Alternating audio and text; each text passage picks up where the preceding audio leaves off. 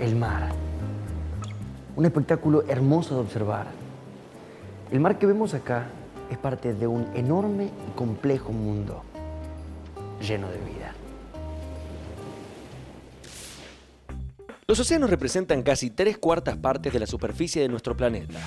Suman aproximadamente 361 millones de kilómetros cuadrados de agua, lo mismo que 130 veces y media la superficie de nuestro país. Esos millones de kilómetros están repletos de especies vivas, organismos microscópicos o los más gigantescos animales que existen en la actualidad, las ballenas. Las grandes corrientes marinas que recorren los océanos influyen en el clima del planeta. Por ejemplo, Europa del Norte, aunque está en la misma latitud que Alaska, tiene un clima mucho más suave por la influencia de la corriente del Golfo, que lleva a sus costas aguas cálidas tropicales del Golfo de México. El volumen total de agua de mar existente en nuestro planeta asciende a unos 1.370 millones de kilómetros cúbicos. Esa enorme cifra nos sirve para entender la importancia que el ambiente marino tiene dentro de nuestro planeta. Tan inmensos e inabarcables parecen los océanos que los seres humanos seguimos creyendo que el océano es ilimitado. Suponemos quizá que los océanos soportarán todo lo que les arrojemos a ellos y todo lo que les quitemos sin medidas. Pero eso es un tremendo error, porque no es así. La historia de los océanos es mucho más larga que la de la humanidad.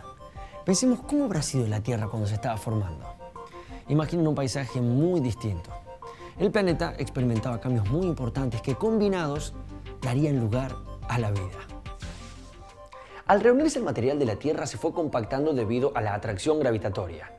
El compactamiento hizo calentar el material y el vapor de agua y otros gases atrapados en las rocas fueron expulsados de las rocas calientes y formaron enormes burbujas que al agruparse estremecieron la Tierra con enormes cataclismos y violentas erupciones volcánicas. El vapor de agua escapaba del interior terrestre y al enfriarse en el espacio se condensaba y caía en forma de lluvia sobre la superficie.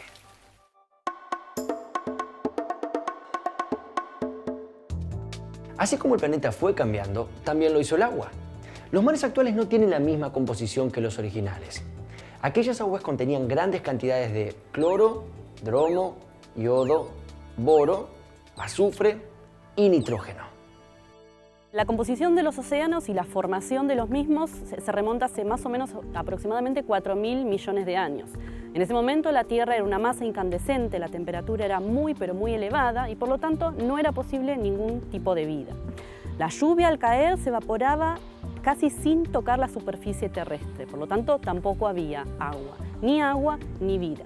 Con el paso del tiempo, la temperatura fue disminuyendo paulatinamente y así la lluvia pudo caer, se pudieron formar pequeñas lagunas, pequeños cursos de agua.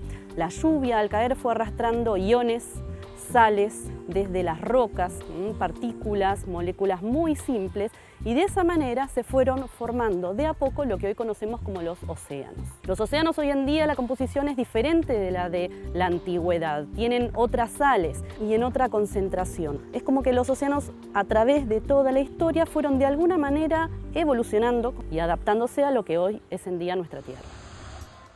Estudios científicos revelan que la vida surgió hace 3.800 millones de años en los fondos oceánicos, cerca de la boca de los volcanes sumergidos. Fue allí porque el agua se mantenía a una temperatura elevada y las bacterias que procesan azufre pudieron subsistir. Aún hoy existen microorganismos similares llamados sulfobacterias que viven en esas condiciones. Desde que se originó la vida en nuestro planeta hasta la actualidad, el 90% del tiempo la vida estuvo restringida a las aguas. Pensemos que recién hace 600 millones de años aparecieron seres vivos capaces de vivir en tierra firme. Los primeros registros fósiles de bacterias en mares tienen 3.800 millones de años. Se formaron por la actividad de esos microorganismos que al alimentarse expulsaron minerales. Los minerales se acumularon en capas y se convirtieron en formaciones rocosas llamadas estromatolitos. Podemos ver, por ejemplo, que evolutivamente hace millones de años, desde lo que fue una bacteria, de ahí evolucionaron las diferentes formas, de ahí evolucionó un tiburón, un mamífero, un ave. Por supuesto que no fue de un día para el otro, eso necesitó muchísimo tiempo, muchas características, el aumento del tamaño corporal de algunas especies, las condiciones también climáticas y ambientales, las condiciones del agua, la temperatura, el calor. Eso también provocó que, por ejemplo, las primeras especies un poquito más complejas fueran los invertebrados, luego los peces, ya adquiriendo a través de la evolución un sostén interno, como puede ser un esqueleto. Luego, a través de la evolución, los animales empezaron a conquistar un poquito más la tierra. Apareció el grupo de los anfibios, animales que hoy en día no pueden dejar completamente ni el agua ni la tierra. A través de ahí surgieron los reptiles que cambiaron muy pocas características desde hace millones de años. Tenemos los alligators, los cocodrilos, las tortugas, y a partir de ellos se originaron las aves, no como las que hoy conocemos, pero unas aves más primitivas. Luego también surgieron los mamíferos y ya vimos que los animales surgieron, o la vida surgió en el agua, pero fue conquistando paulatinamente y a través de muchos años la tierra e incluso también el aire. Desde que se formaron los océanos, estos pierden agua en forma de vapor constantemente por efecto del calor del sol. Pero casi toda el agua perdida regresa en forma de lluvias y con la descarga de los ríos. Así, este ciclo transporta sales y otros minerales desde los continentes a los océanos. El desgaste de las rocas continentales libera sales minerales que los ríos transportan al mar, volviéndolo a lo largo del tiempo cada vez más salado. La vida acuática tiene escenarios muy complejos, tan variados y dignos de conocer como el de la superficie terrestre.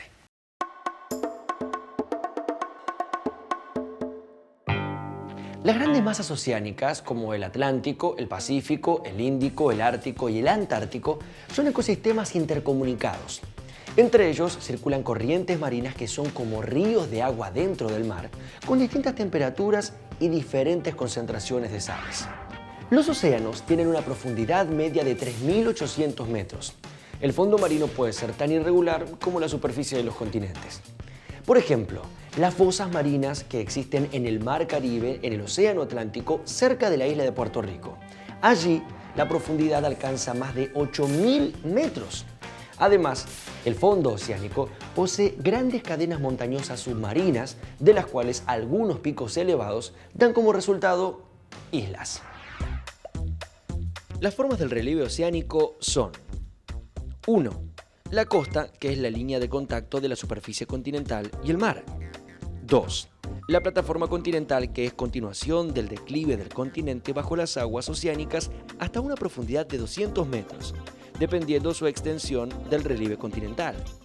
Puede ser amplia cuando es continuación de una llanura y estrecha cuando es continuación de un relieve montañoso. La costa sumada a la plataforma continental es lo que se conoce como región litoral. 3. El borde continental. Es la línea donde la plataforma continental cae abruptamente. Y el talud continental es la pendiente en forma de barranca que llega al fondo oceánico y que forma la pared del continente. 4. La fosa oceánica es una cavidad estrecha y alargada en el fondo oceánico con más profundidad. 5. El fondo abisal, que es la llanura que forma el fondo oceánico. Por último, y como sexta, la dorsal oceánica, que es una cordillera submarina. Las dorsales del centro de los océanos forman el sistema montañoso más extenso del mundo, que abarca alrededor de 60.000 kilómetros. Si pudiéramos estirar esta cordillera sobre la línea del Ecuador, daría una vuelta y media alrededor de la Tierra. Bien, la exploración del relieve submarino tuvo una historia muy larga. Hoy en día la conocemos de una manera muy moderna, pero en la antigüedad el hombre tuvo sus problemas, no solo para conocer la topografía de los océanos subacuáticas, sino también lo que había, los peces, los animales, los invertebrados. El hombre empezó sumergiéndose hace muchos años en la antigüedad para recolectar moluscos, ostras, animales. Luego quiso ver un poquito más qué había más allá. cómo era el relieve justamente subacuático y empezó a tener que utilizar diferentes elementos, como por ejemplo la campana subacuática o la campana de inmersión. También estos elementos eran un poco primitivos, le restaba aire, disponibilidad de autonomía. Luego empezaron a usarse, por ejemplo, el traje de escafandra. Este traje era muy pesado y luego de a poco empezó a evolucionar lo que hoy conocemos como el buzo.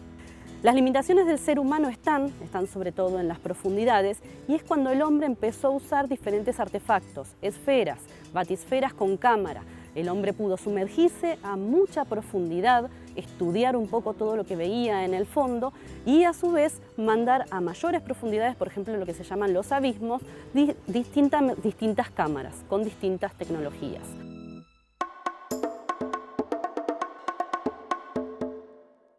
En el mar se encuentra una gran diversidad de ambientes.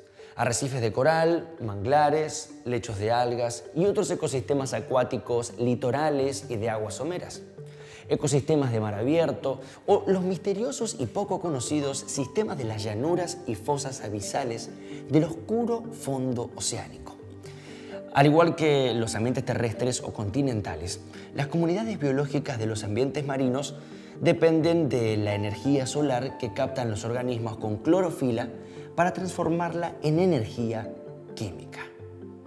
En un ecosistema marino, como en cualquier otro ecosistema, se dividen los organismos en Productores primarios, herbívoros, carnívoros y en organismos descomponedores como las bacterias y los hongos. Estos últimos se encargan de reincorporar al medio las sustancias que extraen de los organismos productores, cerrando el gran ciclo de los nutrientes. Los organismos productores son las algas, que en conjunto reciben el nombre de plancton vegetal o fitoplancton.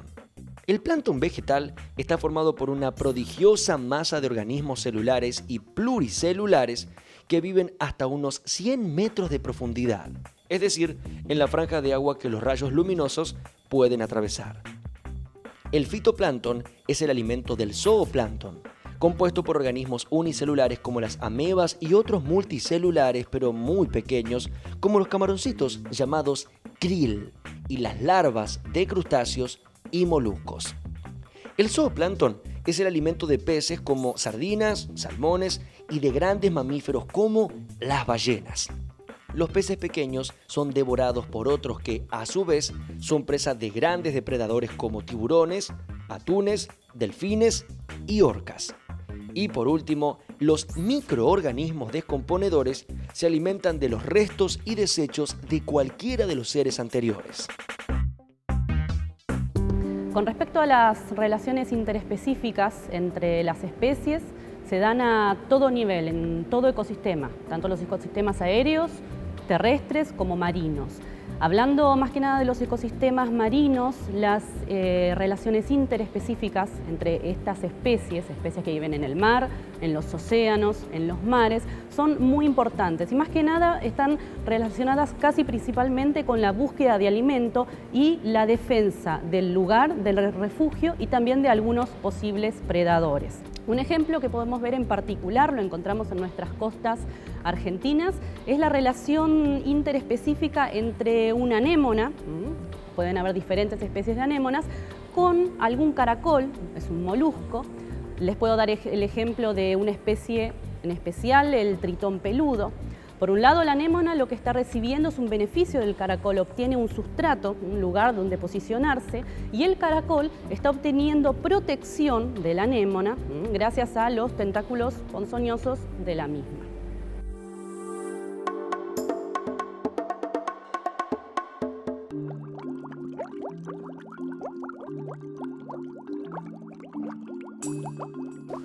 Los arrecifes de coral son ecosistemas asombrosos. Se desarrollan en las aguas tropicales de todos los océanos y se extienden casi bajo la 10ª parte de la superficie total de los océanos. Incluso es posible apreciarlos desde el espacio porque relucen en brillantes colores junto a las líneas costeras y también como formaciones dispersas en mar abierto. Los arrecifes de corales quizás sean las más antiguas comunidades vivas de la Tierra. Pueden tener entre 5.000 y 10.000 años. Sin embargo, la existencia de los corales en nuestro planeta se remonta a millones de años atrás.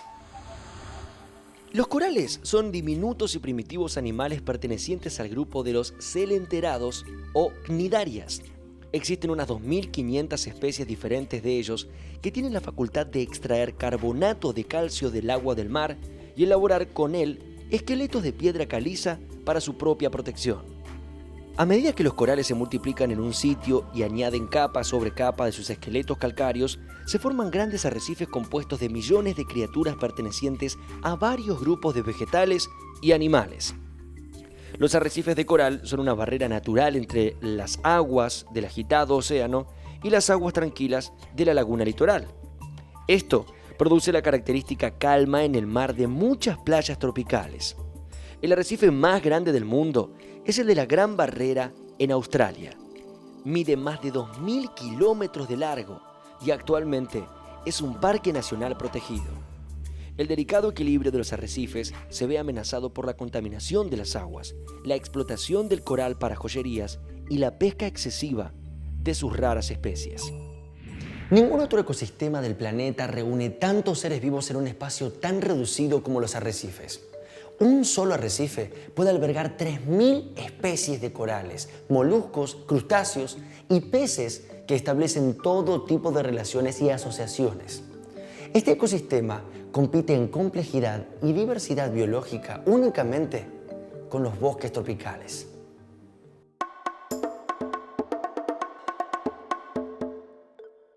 Los oscuros fondos marinos o zona abisal son la mayor parte de lo que se llama región afótica o sin luz. Sin rayos de sol no sobreviven algas y los animales que circulan por allí viven consumiendo restos cadavéricos. Los peces de esta zona se adaptaron a la falta de luz en forma sorprendente. Bocas desmesuradamente grandes le permiten tragar entero y rápido cualquier cosa. La inmensidad de la zona oscura del océano impide la observación para la búsqueda de parejas. Muchas especies emiten señales luminosas como los calamares. Los peces abisales que viven en las profundidades marinas son todavía poco conocidos, pero de mucho interés científico. Al ser un ecosistema con muy lentos cambios, alberga especies que han sobrevivido sin transformarse por muchísimo tiempo.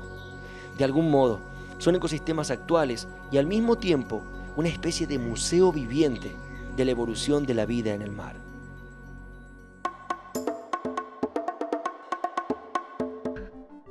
Los seres humanos usamos los océanos desde siempre. Los atravesamos con embarcaciones de todo tipo, arrojamos desechos degradables o no y extraemos alimento. Los océanos tienen hoy en día dos grandes problemas: la contaminación y la sobreexplotación pesquera. Cada año se derrama en el agua marina más de 3 millones de toneladas de petróleo.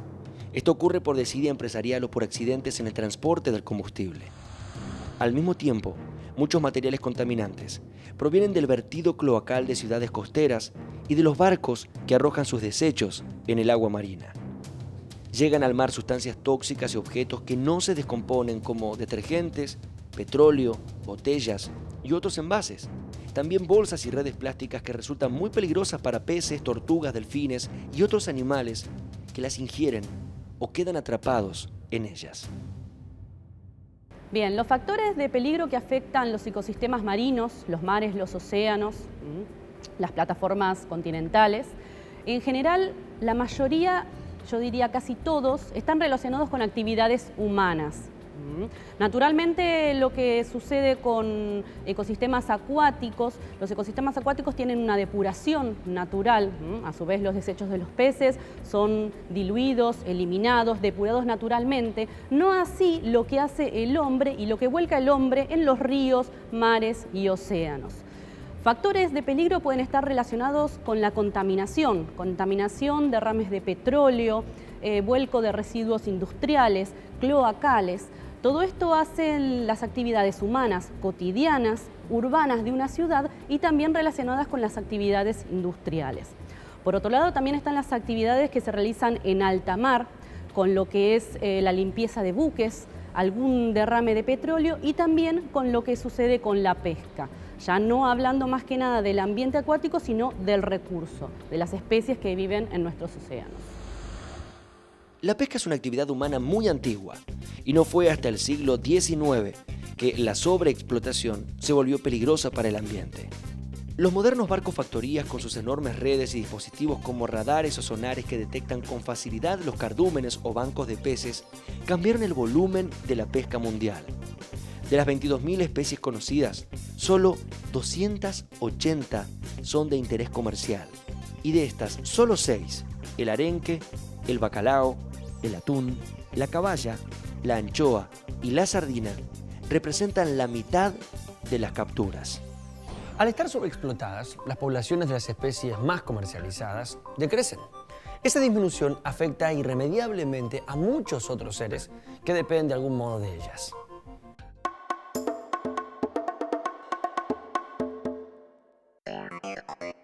Nuestro país tiene jurisdicción sobre el Océano Atlántico a lo largo de poco más de 6.816 kilómetros.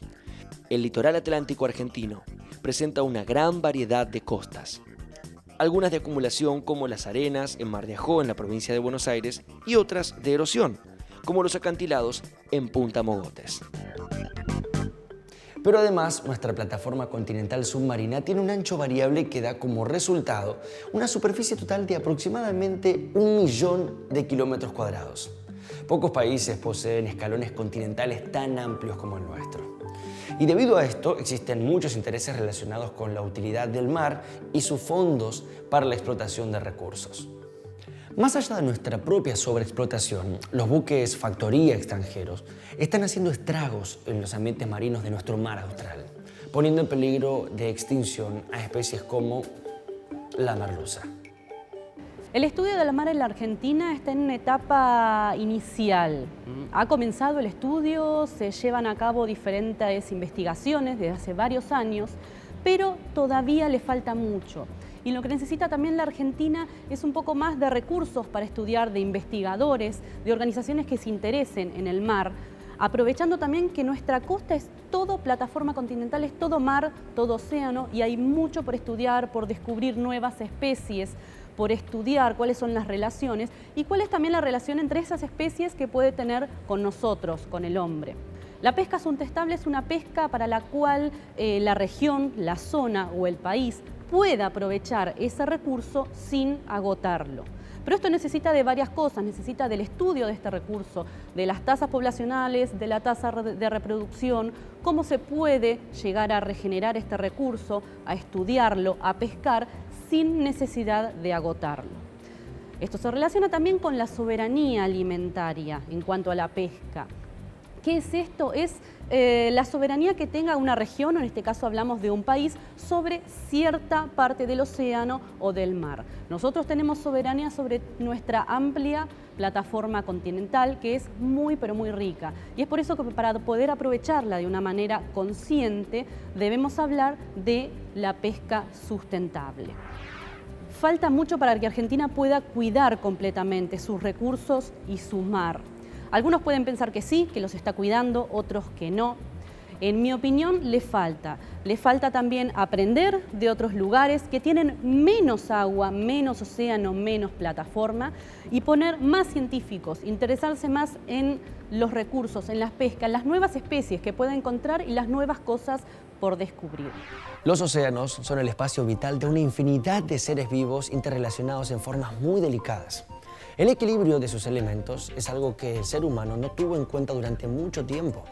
Y las formas vegetales y animales que pudimos conocer sobreviven en ecosistemas muy variados en todo el planeta. Sean visibles o no, esos ecosistemas también nos afectan a nosotros. Por eso es importante que cada uno de los seres humanos tome conciencia para evitar que continúe la contaminación de nuestros océanos.